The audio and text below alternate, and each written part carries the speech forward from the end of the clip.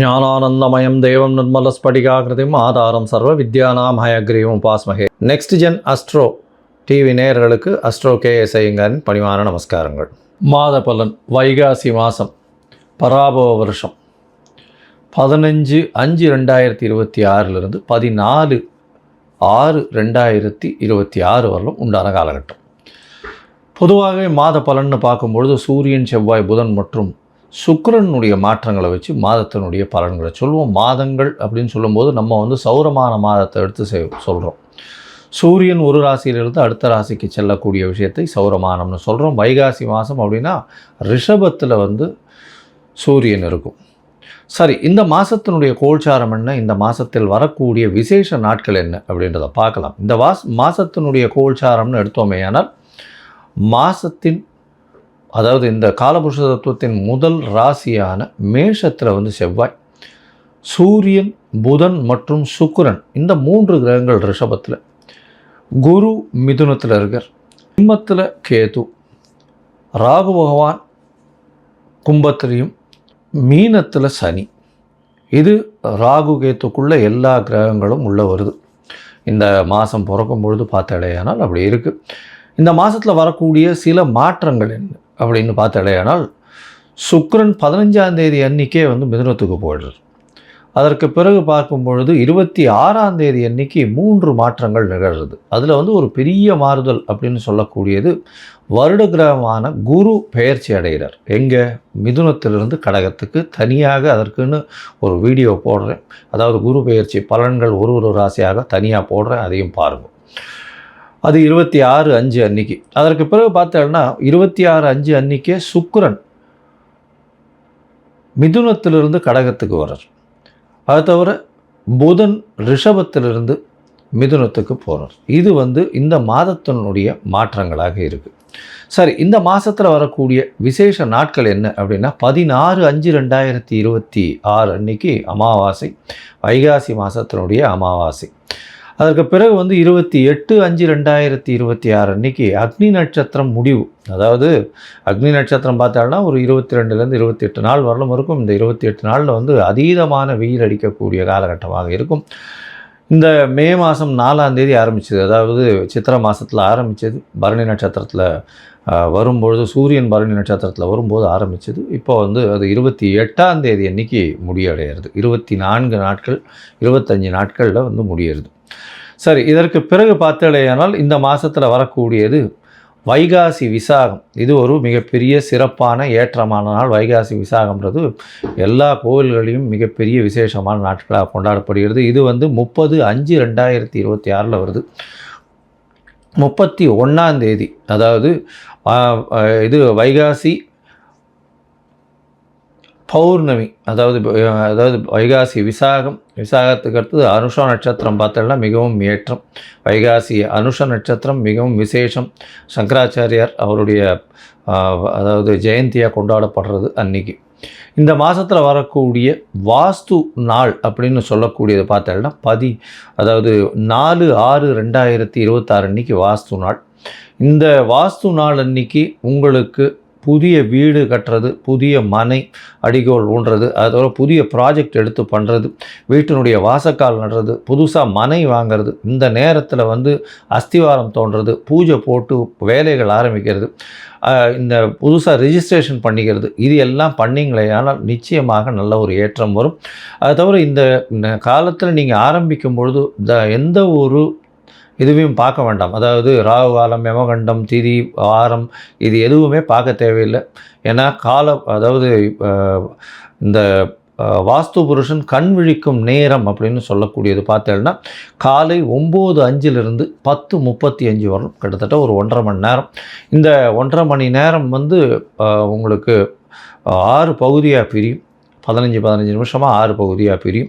அதில் கண் விழிக்கும் நேரம், அதாவது வாஸ்து புருஷன் கண் விழிக்கும் நேரம், அதுக்கப்புறம் ஸ்நானம் செய்யும் நேரம், அதற்கு பிறகு பூஜை செய்யும் நேரம், அதாவது சாப்பாடு சாப்பிடும் நேரம், அதுக்கப்புறம் தாம்பூலம் தரிக்கும் நேரம்னு 6 வகையாக பிரியறது. இந்த 6 வகையில் கடைசி 30 நிமிஷம் அப்படின்னு சொல்லக்கூடியது மிகவும் ஏற்றமானது. அந்த நேரத்தில் நீங்கள் எந்த ஒரு விஷயத்தை ஆரம்பித்தாலும், அதாவது வீடு சம்பந்தமாக இடம் வாங்கிறது, நிலம் வாங்கிறது, நிலம் அடுத்தவங்களுக்கு எழுதி வைக்கிறது, உங்களுடைய சொத்துக்கள் அடுத்தவங்களுக்கு எழுதி வைக்கிறது, புதுசாக சொத்து வாங்கிறது, அங்கே வந்து கன்ஸ்ட்ரக்ஷன் பண்ணுறது, பெரிய ப்ராஜெக்ட்ஸு லேண்டு வாங்கி அதெல்லாம் பண்ணுறது, இது எல்லாமே நல்ல ஒரு ஏற்றத்தை உங்களுக்கு நிச்சயமாக கொடுக்கும். எதிலையும் தடங்கள் இல்லாமல் பணம் வந்து நிச்சயமாக நடக்கக்கூடியது. இதில் வந்து நீங்கள் எந்த ஒரு தோஷமும் பார்க்க வேண்டாம். அதாவது ராகு காலம், யமகண்டம், நட்சத்திரம், அஷ்டமத்தில் நட்சத்திரம் இருக்குது, சந்திராஷ்டமமாக இருக்குது, இதெல்லாம் எதுவுமே பார்க்க வேண்டாம். இதுக்கு தோஷம் கிடையாது. ஸோ இந்த இது வாஸ்து பூஜைன்றது மிகவும் முக்கியமானது. அந்த காலகட்டத்தில் செய்யக்கூடிய விஷயங்கள், ஆரம்பிக்கக்கூடிய எந்த ஒரு கட்டடங்களும் சரி, எந்த ஒரு வியாபார ஸ்தலங்களும் சரி, நல்ல ஒரு வெற்றியை நோக்கி நிச்சயமாக செல்லும். சரி, இந்த மாதம் வைகாசி மாதம் பராபவ வருஷம் என்னென்ன மாற்றங்கள் ஏற்றங்கள் ஒரு ராசிக்காக இருக்குது அப்படின்றத பார்க்கலாம். அதற்கு முன்னாடி என்னுடைய மொபைல் நம்பர் கீழே ஸ்க்ராலிங்கில் போகும். உங்களுக்கு அஸ்ட்ராலாஜிக்கல் கன்சல்டேஷன் தேவையாக இருந்ததுனால் உங்களுடைய date, time, place of birth, உங்களுடைய பெயர், தாய் தகப்பனார் பெயர் இதுவரையிலும் எனக்கு அனுப்பி வைங்க. உங்களுக்கு உண்டான பிரச்சனைகள் உங்களுடைய தசாபுக்தி அந்தரம் சூஷ்மம் வழியாக எந்த அளவுக்கு பாதிக்கப்பட்டிருக்கு, அதில் எந்த அளவுக்கு நிச்சயமாக மாற்றத்தை கொடுக்கலாம், அது தவிர வந்து உங்களுடைய இந்த காலத்தில் இருக்கக்கூடிய கோச்சாரம் எந்த அளவுக்கு ஏற்றத்தை கொடுக்கும், என்னென்ன எளிய பரிகாரங்கள் செய்யலாம் அப்படின்றத பற்றி உங்களுக்கு தெளிவாக உங்களுக்கு விளக்குறேன். நான் என்னுடைய கட்டணம் என்னன்னு சொல்கிறோம், அந்த கட்டணத்தை போட்டுட்டு உங்களுடைய அப்பாயின்மெண்ட்டை எடுத்துக்கோங்க. இப்போது மேஷம் முதல் மீனம் வரை ஒரு ராசியாக வைகாசி மாதம் பராபவ வருஷம் எப்படி இருக்குன்றதை பார்க்கலாம். கடகம், புனர்பூசம், பூசமாயில்யம், இந்த 3 நட்சத்திரம் 9 பாதங்களை கொண்ட ராசி. ராசியின் அதிபதி அப்படின்னு சொல்லக்கூடியவர் சந்திரன், அதிவேகமாக செல்லக்கூடிய கிரகம். மனோகாரகன் அப்படின்னு சொல்லக்கூடியவர், அதாவது காற்றை விட அதிகமாக வேகமாக செல்லக்கூடிய கிரகம் அப்படின்னு சொல்லுவாள். ஏன்னா மனசு எந்த ஒரு விஷயமும் அங்கே போய் நிற்கிறதுக்குள்ளே வந்து மனசு போய் நின்றுடும். அதனால் மனோகாரகன் அப்படின்னு சொல்லக்கூடியது.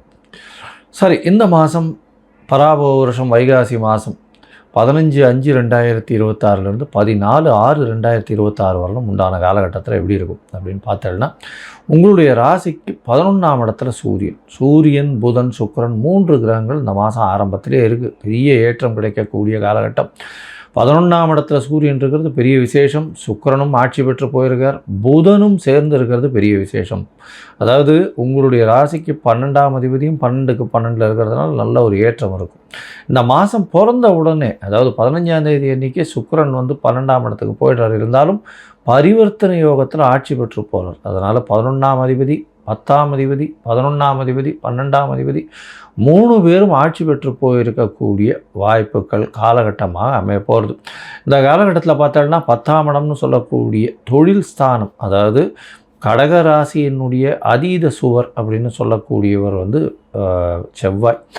அவரே வந்து ஆட்சி பெற்று போயிருக்கார். 10ஆம் இடத்துல செவ்வாய் பகவான் ஆட்சி. அதனால் சமையல் கலை, சமையல் சார்ந்த, நெருப்பு சார்ந்த விஷயங்கள் எல்லாத்துலேயும் எந்தெந்த ஈடுபடுறாலோ அவளுக்கெல்லாம் பெரிய ஏற்றம் கிடைக்கும்.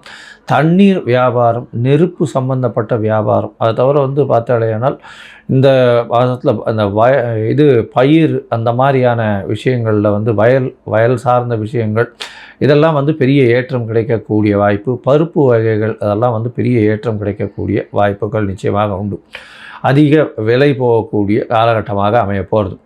இந்த மாதத்தில் பார்த்தோம்னா உங்களுடைய ராசிக்கு 10ஆம் அதிபதியான செவ்வாய் ஆட்சி பெற்று போய் இந்த மாதம் மொத்தம் வருகிறார். அதாவது 5-10க்கு உண்டானவர், ஒரு திரிகோண கேந்திரத்தின் அதிபதி கேந்திரத்தில் போய் ஆட்சி பெற்று போயிருக்கிறது பெரிய விசேஷம். இதன் மூலியமாக பார்த்தோம்னா உங்களுடைய குழந்தைகள் மூலியமாக பெருமை வரக்கூடிய வாய்ப்பும், அதை தவிர வந்து உணவு பதார்த்தங்கள் வியாபாரம் செய்கிறவாளுக்கு பெரிய ஏற்றம் கிடைக்கக்கூடிய காலகட்டமாக அமைய போகிறது. இந்த மாதத்தில் உங்களுடைய ராசிக்கு 10ஆம் அதிபதி, அதாவது 11ஆம் அதிபதினு சொல்லக்கூடியவர் சுக்கிரன், அவர் 12ஆம் இடத்துல இருந்து பரிவர்த்தனை யோகம் பெறுறது. புதனும் சுக்கிரனும் பரிவர்த்தனை யோகம் பெறுறது பெரிய விசேஷம். இதன் மூலியமாக சுப செலவுகள் வரும், நல்ல ஒரு ஏற்றம் கிடைக்கக்கூடிய காலகட்டம், நினைத்தது எல்லாமே நடக்கக்கூடிய வாய்ப்பு. ஏன்னா 11ஆம் இடம் ஆட்சி பெற்ற சுக்கிரன் பரிவர்த்தனை இல்லைன்னா நல்ல ஒரு ஏற்றம் கிடைக்கும்.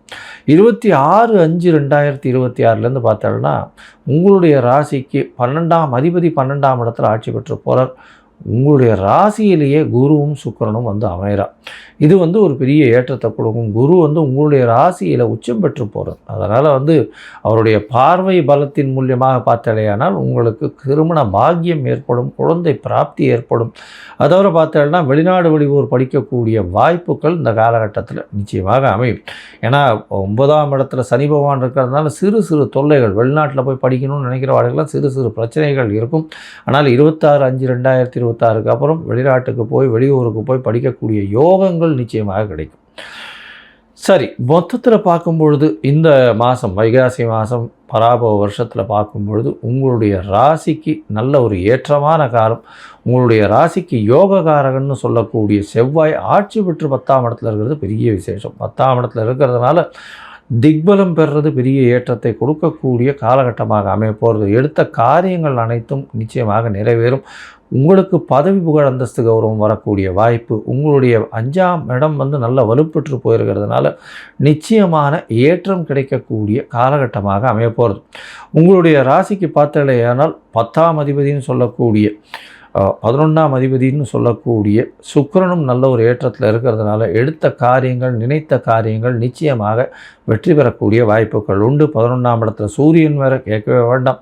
எல்லா விதமான ஏற்றங்களும் கிடைக்கக்கூடிய மாதமாக இந்த மாதம் அமைய போகிறது. உங்களுடைய ராசிக்கு பார்த்தாலேயானால் குருவும் ஆட்சி பெற்று போகிறார். அவருடைய பார்வையினால் எதிர்பாலினத்தவர் மூலியமாக நல்ல ஒரு ஏற்றம், பார்ட்னர்ஷிப் பிஸ்னஸில் நல்ல ஒரு ஏற்றம் கிடைக்கக்கூடிய வாய்ப்பு, தொழிலில் மிகப்பெரிய முன்னேற்றம் இருக்கக்கூடிய வாய்ப்புகள் நிச்சயமாக இருக்கும்.